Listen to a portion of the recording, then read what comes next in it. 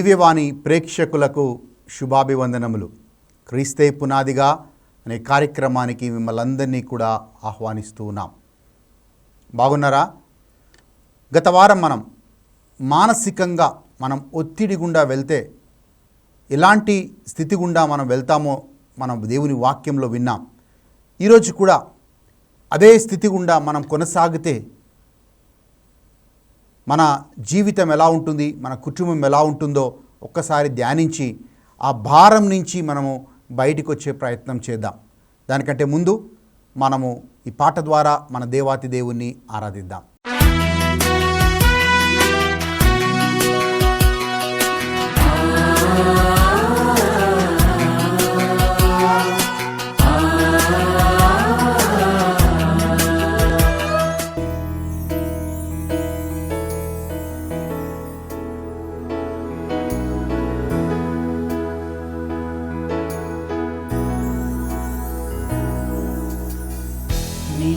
ఉంటే జీవితం వేదనైన రంగుల పయనం, నీతో ఉంటే జీవితం బాటేదైన పువ్వుల కుసుమం, నీతో ఉంటే జీవితం వేదనైన రంగుల పయనం, నీతో ఉంటే జీవితం బాటేదైన పువ్వుల కుసుమం.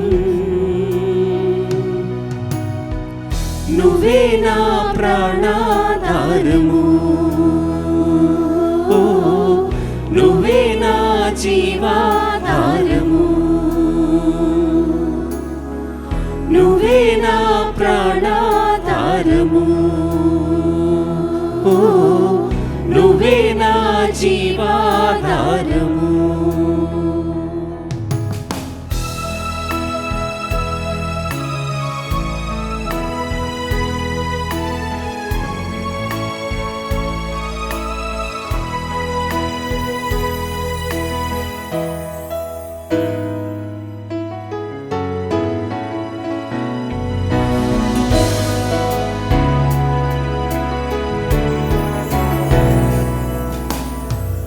నువ్వే లేకపోతే నేను జీవించలేను, నువ్వే లేకపోతే నేను బ్రతుకలేను, నువ్వే లేకపోతే నేను ఊహించలేను, నువ్వే లేకపోతే నేను లేనేలేను, నువ్వే లేకపోతే నేను జీవించలేను, నువ్వే లేకపోతే నేను బ్రతుకలేను, నువ్వే లేకపోతే నేను ఊహించలేను, నువ్వే లేకపోతే నేను లేనేలేను. నిన్ను విడిచిన క్షణమే ఒక యుగమై గడిచిన నా జీవితము, చెదరిన నా బ్రతుకే నిన్ను వెతికే నీ తోడు కోసం. నిన్ను విడిచిన క్షణమే ఒక యుగమై గడిచిన నా జీవితము, చెదరిన నా బ్రతుకే నిన్ను వెతికే నీ తోడు కోసం. నువ్వే నా ప్రాణాధారము, ఓ నువ్వే నా జీవాధారము, నువ్వే నా ప్రాణాధారము, నువ్వే నా జీవాధారము.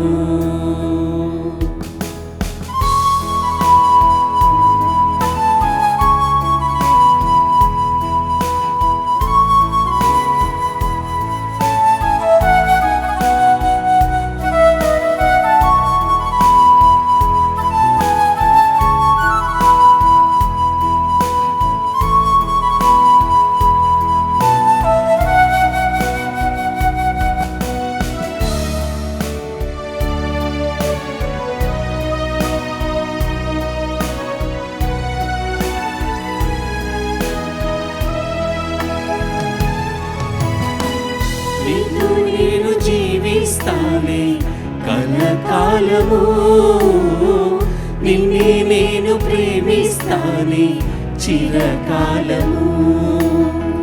లోకంలోనే నిన్నో వెతికా అంతా శూన్యము, చివరికి నువ్వే నిలిచావే సదాకాలము. నీతో నేను జీవిస్తాలే కలకాలము, నిన్నే నేను ప్రేమిస్తాలే చిరకాలము. లోకంలోనే నిన్నో వెతికా అంతా శూన్యము, చివరికి నువ్వే నిలిచావే సదాకాలము. నిన్ను విడువను దేవా నా ప్రభువా నా ప్రాణనాథా, నీ చేతితో మలచి నన్ను విరచి సరిచేయునాదా. నిన్ను విడువను దేవా నా ప్రభువా నా ప్రాణనాథా, నీ చేతితో మలచి నన్ను విరచి సరిచేయునాదా. నువ్వే నా ప్రాణాధారము, నువ్వే నా జీవాధారము, నువ్వే నా ప్రాణాధారము, నువ్వే నా జీవాధారము, నువ్వే నా ప్రాణాధారము, నువ్వే నా జీవాధారము.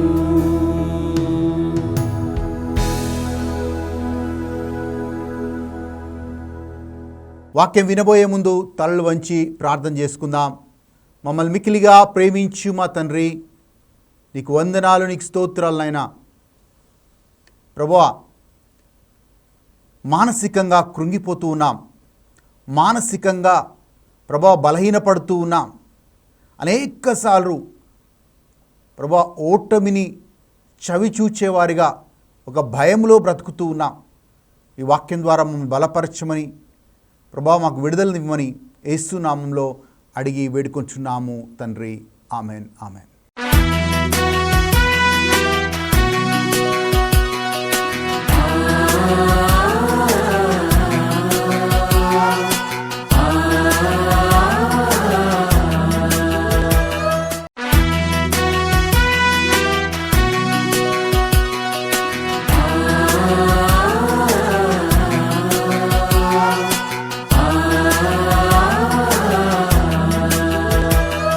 గత వారం మనం మానసిక ఒత్తిడి గురించి, మానసికంగా మనం మంచిగా ఉండడం ఎంత ప్రాముఖ్యమైన విషయమో మనం నేర్చుకున్నాం. అనేక మంది మానసికంగా వాళ్ళు ఒత్తిడిలో ఉంటారు కాబట్టే వాళ్ళు శారీరకంగా కూడా బలహీనంగా ఉంటారు. బయటికి బాగానే కనబడతాం, నవ్వుతూ ఉంటాం, కానీ మానసికంగా మనం కృంగిపోయి ఉంటాం. ప్రియమైన వారలారా, మొదటి రాజుల గ్రంథం 19వ అధ్యాయం 4వ వచనంలో చాలా గొప్ప పరిచర్య చేసిన ఏలియాని మనం చూసాం. ఈ ఏలియా ప్రవక్త దేవుడి కోసం గొప్ప కార్యాలు చేశాడు. ఆ గొప్ప కార్యాలు చేసి బలమైన ఆత్మని కలిగి ఉన్న ఏలియా ప్రవక్త అహాబు యెజెబెలు మాట్లాడిన మాటలకి ఆయన స్పందిస్తూ ఉన్నాడు. మానసికంగా కృంగిపోయాడు. కృంగిపోయి ఆయన ఇలా ప్రార్థిస్తున్నాడు. మొదటి రాజులు 19వ అధ్యాయం 4వ వచనంలో, అయ్యా ఇక చాలు దేవా, ఇక చాలు అయ్యా, ఇంత మటుకు చాలు, ఇక నేను చనిపోతానయ్యా, నా ప్రాణాన్ని తీసేయ్యా అని ప్రార్థిస్తూ ఉన్నాడు. చూడండి, గొప్ప ప్రవక్త, ఆత్మలో బలపడిన ప్రవక్త మానసికంగా కృంగిపోయినప్పుడు, ప్రజల మాటల వల్ల, ఆ పరిస్థితుల వల్ల ఆయన కృంగిపోయినప్పుడు ఆయన ప్రార్థించే ప్రార్థన, ఇక చాలయ్యా, ఈ పరిచర్య చాలు, ఈ జీవితం చాలు, ఇక నేను చనిపోతానయ్యా అని ప్రార్థిస్తూ ఉన్నాడు. ప్రియమైన వారలారా, ఇదే స్థితి చాలామంది కూడా వెళ్తూ ఉన్నారు. దావీదో మాట అంటాడు, కీర్తన 38 4వ వచనంలో భరించలేని భారం నా మీద మోపబడింది అంటాడు. The heavy burden was laid upon మీ.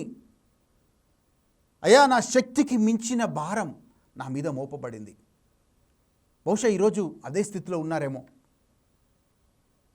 నేను మోయలేని భారం, కుటుంబ భారం, నేను మోయలేని ఈ యొక్క అనారోగ్యమైన భారం నా మీద మోపబడింది, నేను ముందుకు వెళ్ళలేకపోతున్నాను, నేను భరించలేకపోతున్నాను అనే స్థితిలో మీరు ఉన్నారేమో. కానీ ప్రియమైన వారలారా, వాక్యంలో మనం చదువుతున్నాం అలాంటి సమయంలోనే మనల్ని మనం బలపరుచుకోవాలి అని. ఎలా మనం బలపరుచుకోవాలి? దావీదు ఒక స్థితిలో ఉన్నప్పుడు, దావీదు ఒక భయంకరమైన స్థితిలో ఉన్నప్పుడు దేవుడికి ప్రార్థన యందు, ఎడతెగక ప్రార్థన యందును, దేవుని స్తుతించుట యందును గడిపాడు. మీరు ఫిలిప్పీలకు రాసిన లేఖ 4వ అధ్యాయం 4 నుంచి 6, 7 వచనాలు మనం చదివితే అక్కడ పౌలు గారు మాట రాస్తూ ఉన్నారు. మీరు ఎల్లప్పుడూ ప్రార్థించండి, అన్ని వేళల్లో మీరు స్తుతిని అర్పించండి అంటున్నాడు. ఈ మాట పౌలు గారు ఎప్పుడు రాస్తున్నారు, ఎక్కడి నుంచి రాస్తున్నారు అంటే, పౌలు గారు ఆ ఫిలిప్పీలకి ఆ లేఖ రాసినప్పుడు ఆయన జైల్లో ఉన్నాడు, చెరసాలలో ఉన్నాడు. చూడండి, ఆ చెరసాలలో ఉండి ఇతరుల్ని ప్రోత్సహిస్తూ ఉన్నాడు. ఆయనే శ్రమలో ఉండి ఇతరుల్ని ప్రోత్సహిస్తున్నాడు. మీరు ఎడతెగక ప్రార్థన చేయండి, ఎల్లప్పుడూ దేవుని స్తుతించండి, ఆనందించుడి, మరలా చెప్తున్నాను ఆనందించుడి. అది కష్టమైన పనే. ఒకవైపు బాధలో ఉన్నాం, ఒకవైపు భరించలేని బాధ మన మీద మోపబడింది. ఆ టైంలో ప్రార్థన చేయడం కష్టమే. ఆ టైంలో ఆనందించుడి, మరలా చెప్తున్నాను ఆనందించుడి అన్న పదము కూడా చాలా కష్టంగా అనిపిస్తుంది. కానీ దేవుని వాక్యం చెప్తుంది అలాంటి సమయంలోనే మనం దేవుళ్ళు ఆనందించాలి, అలాంటి సమయంలోనే మనం ఎడతెగక ప్రార్థన చేయాలి. పౌలు ఫిలిప్పీలకు ఆ లేఖ రాస్తూ ఆయన జైల్లో ఉండి, ఆయన చెరసాల్లో ఉండి ఆయన బలపరుస్తున్నాడు. నేను ఇదే చేస్తున్నాను, చెరసాల్లో ఉండి దేవుని వాక్యాన్ని, పౌలు గారు వాక్యాన్ని రాస్తూ ఉన్నాడు, ప్రార్థిస్తూ ఉన్నాడు, సంఘాలని బలపరుస్తూ ఉన్నాడు. ఈరోజు ప్రార్థన మానేసేవేమో. ఆ భరించలేని భారం నీ మీద మోపబడినప్పుడు, నువ్వు కృంగుదలలో ఉన్నప్పుడు ప్రార్థన చేయటం మానేసేవేమో, వాక్యం చదవడం మానేసేవేమో. కానీ మీ జ్ఞాపకం చేస్తున్నాను, ఈ సమయంలోనే ఎక్కువగా మనం ప్రార్థన చేయటం మనం నేర్చుకోవాలి. ఈ సమయంలోనే ఎక్కువగా దేవుడికి దగ్గరయ్యే ప్రయత్నం చేయాలి. ఈ సమయంలోనే మనము ప్రార్థన ద్వారా మనకున్న ప్రతి సమస్యను జయించడానికి మనము దేవుడి సన్నిధిలో గడపాలి అన్న మాటని జ్ఞాపకం చేస్తున్నా.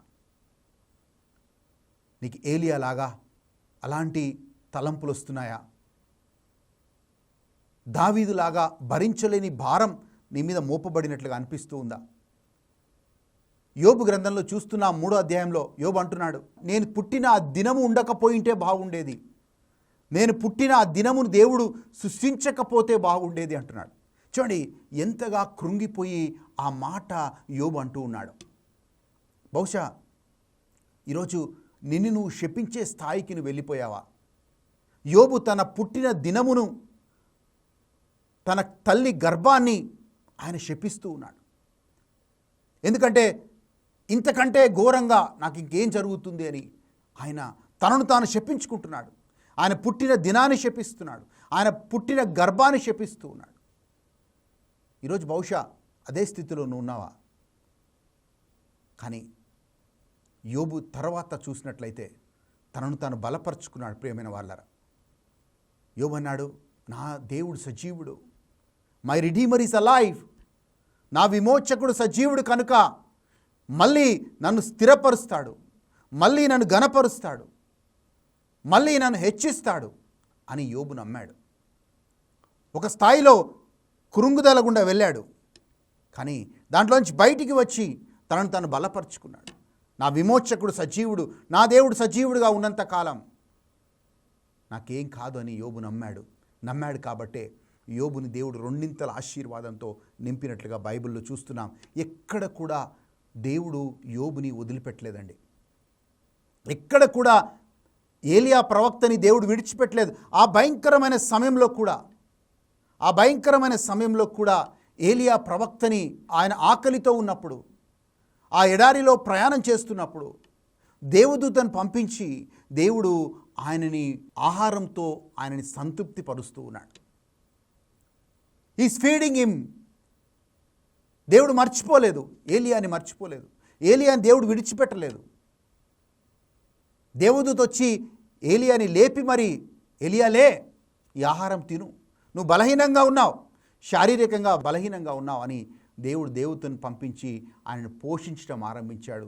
ఆయనని శారీరకంగా అలసిపోయిన ఏలియాని ఆ దేవదూత ఆహారంతో బలపరచడం ఆరంభించింది. ఈరోజు నువ్వు అనుకుంటున్నామో దేవుడు నన్ను విడిచిపెట్టాడు, ఈ స్థితిలో నన్ను అర్థం చేసుకునే వాళ్ళు ఎవరు లేరు, దేవుడు కూడా నన్ను విడిచిపెట్టాడు అనే భావంలో జీవిస్తున్నామో. కానీ దేవుడు మనల్ని ఎప్పుడు కూడా విడిచిపెట్టాడు. బైబిల్లో మాట ఉంటుంది, ఆయన పేరు ఇమానువేలు అంట. ఇమానువేలు అంటే దేవుడు మనతో ఉన్నాడని అర్థం. నీకు అన్ని ద్వారాలు మూసుకుపోయినట్లుగా కనబడుతుండొచ్చు, నీకు సహాయం చేసేవాళ్ళు, సహాయం చేస్తారు అని నువ్వు అనుకున్న వాళ్ళు ఈరోజు నీ నుంచి మొహము చాటేస్తుండొచ్చు. కానీ కీర్తనకాడు ఒక మాట అంటారు, ప్రియమైన వాళ్ళారా, నా సహాయము భూమి ఆకాశం సృష్టించిన దేవుడి నుంచి మాత్రమే లభిస్తుంది. మనుషుల వైపు చూసి నిరాశపడిపోయామో, దేవుడి వైపు చూసి ఎప్పుడు కూడా నిరాశపడవు.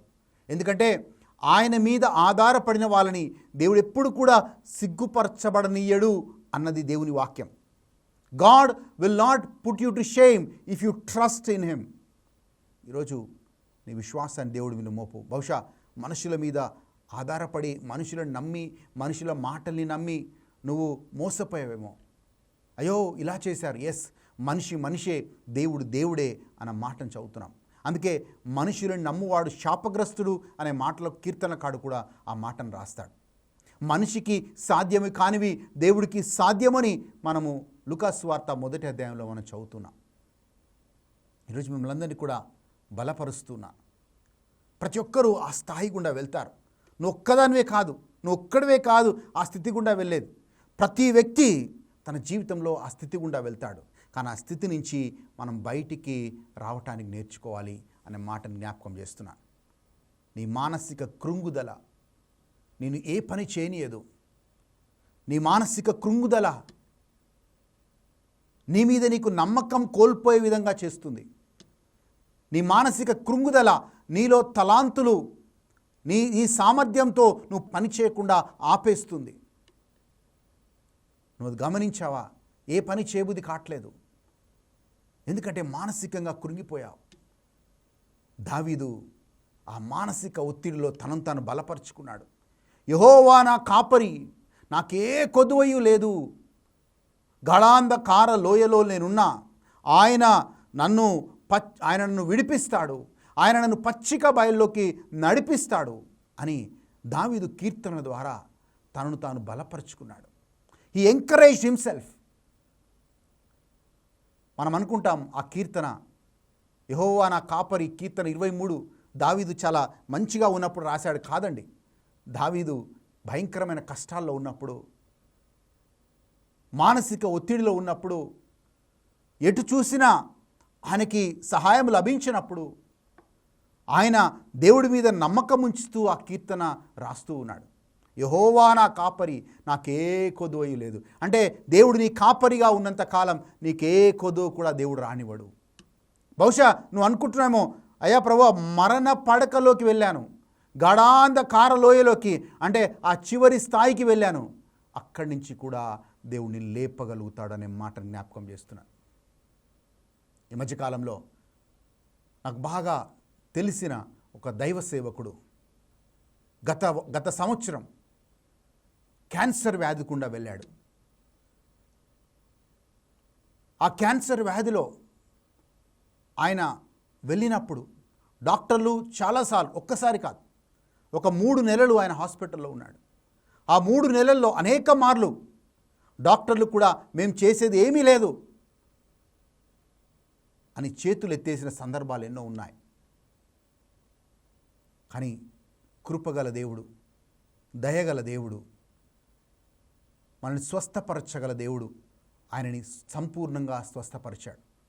ఈరోజు ఇంతకుముందు ఎలా వాక్యం చెప్పాడో అంతకంటే రెట్టింపు ఉత్సాహంతో, అంతకంటే రెట్టింపు అభిషేకంతో ఈరోజు వాక్యం చెప్తూ ఉన్నాడు. నా దేవుడు నన్ను స్వస్థపరిచాడు. నేను మరణము దాకా వెళ్ళాను.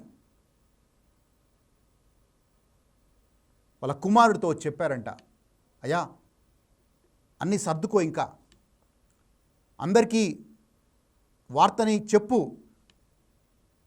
చివరి దశలో ఉన్నాడు, ఆయన బ్రతకడు అని సందేశాన్ని ఇవ్వు. ఇక అందరూ వాళ్ళ కుటుంబము ఆదరణ కోసం ప్రార్థన చేయడం మొదలుపెట్టారు. ఎందుకంటే ఆయన చనిపోతాడు అని ఒక నిర్ధారణకు వచ్చారు. గాఢాంధకార లోయ అంటే చివరి దశకు వెళ్ళినా దేవుడు నిన్ను రివైవ్ చేయగలుగుతాడు. దేవుడు నిన్ను అక్కడి నుంచి మళ్ళీ తీసుకొచ్చి పచ్చిక బయల్లోకి దేవుడు నిన్ను నడిపించగలుగుతాడు. ఆ సేవకుడి జీవితంలో మేము కళ్ళతో చూసాం. ఆ వార్త విన్నప్పుడు మాకు కూడా భయం వేసింది. కానీ ఆయన దేవుడు స్వస్థపరిచినప్పుడు మా అందరికీ రెట్టింపు విశ్వాసం బలపడింది. ఎస్, దేవుడు చేయగలుగుతాడు. ఈరోజు బహుశా భయంకరమైన అనారోగ్య స్థితి గుండా వెళ్తూ మానసికంగా కృంగిపోయామేమో. కానీ ప్రియమైన వాళ్ళరా, మన దేవుడికి అసాధ్యమైంది ఏదీ లేదు. ఈరోజు ఆ విశ్వాసము సన్నగిల్లి మానసిక ఒత్తిడిలో ఉన్నాయేమో, మళ్ళీ లే. కీర్తన కాడవు మాట అంటాడండి, కీర్తన 42లో, ఉన్న ఆత్మమా ఎందుకు ఏలను కృంగిపోయి ఉన్నావు? నువ్వు లేచి మళ్ళీ నీ దేవుణ్ణి స్తుతించు. O my soul, why have been downcast within me, get up, praise your God once again. కీర్తన 42లో 11, 13 వచనాల్లో మనం చదువుతాం. నీ ఆత్మ కృంగిపోయి ఉండొచ్చు, కానీ లేచి మళ్ళీ నీ దేవుణ్ణి స్తుతించు. నీ దేవుడు నేను ఆ స్థితి నుంచి బయటికి తీసుకురాగల సమర్థుడు అనే మాటని జ్ఞాపకం చేస్తున్నాను. అనేక మార్లు దేవుడు చేశాడు. నిన్న నేడు ఎప్పటికీ మారని దేవుడు ఈ జీవితంలో కూడా చేస్తాడు. నువ్వు అద్భుతం చూడాలనుకుంటున్నావా? ఆ కృంగుదలలోంచి బయటికి రా. దావీదు బలపరుచుకున్నట్లుగా నువ్వు బలపరుచుకో. అలాగే యోబు బలపరుచుకున్నట్లుగా నిన్ను బలపరుచుకుంటే దేవుడు మళ్ళీ నిన్ను స్థిరపరుస్తాడు. నీకు తన శక్తిని, తన బలాన్ని నీకు ఇస్తాడు. ఒకవేళ మీరందరూ ఏకీభవిస్తే ఈ సమయంలో ప్రార్థన చేసుకుందాం. ప్రార్థన చేసుకొని మన మానసిక ఒత్తిడిని, మనం వెళ్తున్న స్థితిని దేవుడికి సమర్పించి ప్రార్థన చేద్దాం.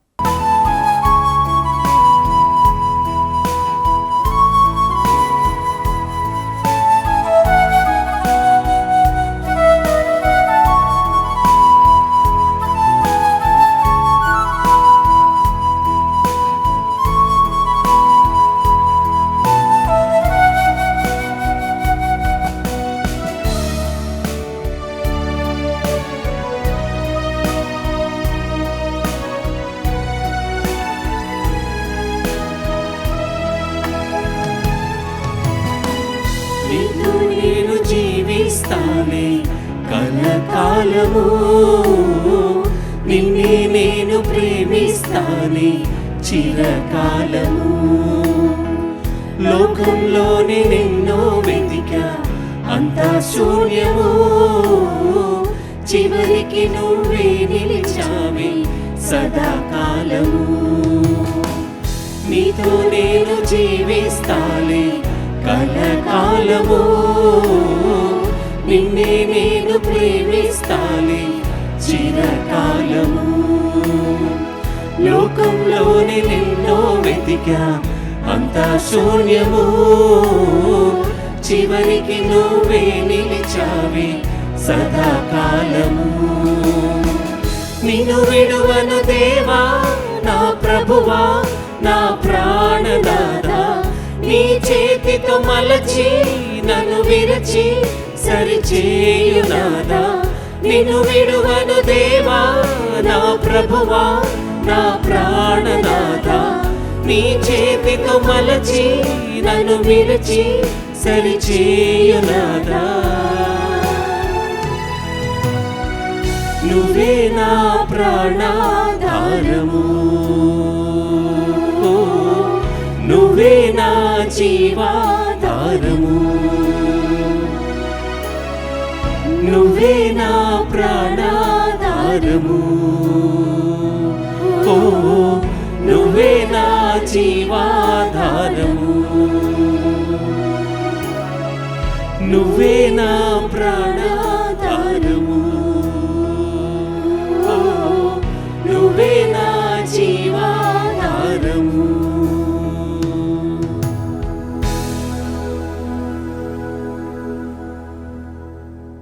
ఈ పాటని ప్రార్థనగా మార్చుకొని ఈ పాట పాడుతున్నప్పుడు ప్రియమైన వాళ్ళరా, నీ భారమంతా దేవుడి మీద మోపండి. మోపి, ప్రభువా ఇది నా సమస్య, ఇది నా భారం, దీంట్లోంచి నాకు విడుదల కావాలయ్యా అని దేవుడి దగ్గర మొరపెట్టండి. దేవుడు మీకు విడుదలని, స్వస్థతని ఇస్తాడు.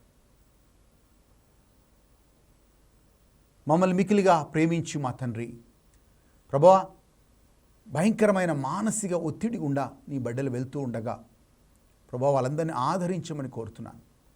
వాళ్ళకి ఆ మానసిక ఒత్తిడి నుంచి విడుదలను దయచేయమని కోరుతున్నాను.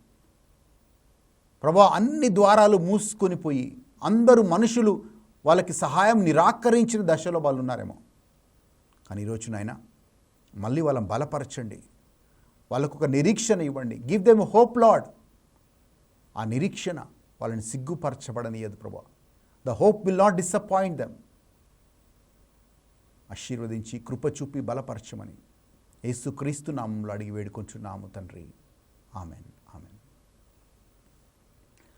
దేవుడు మిమ్మల్ని మీ కుటుంబాలని దీవించునుగాక. మళ్ళీ వచ్చే వారం ఇదే సమయానికి క్రీస్తే పునాదిగా అనే కార్యక్రమం ద్వారా మళ్ళీ కలుద్దాం. God bless you.